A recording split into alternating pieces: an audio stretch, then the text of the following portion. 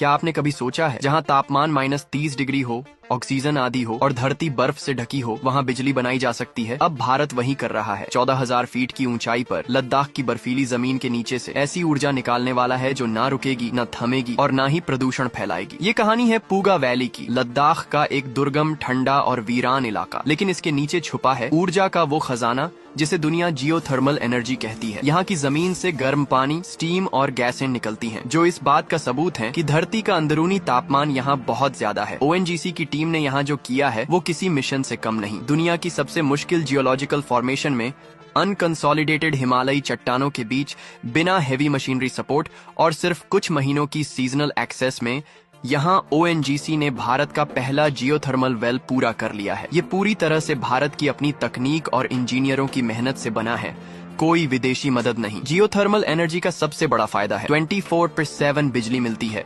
Weather से प्रभावित नहीं, न धुआं, न कार्बन और लगभग मेंटेनेंस फ्री।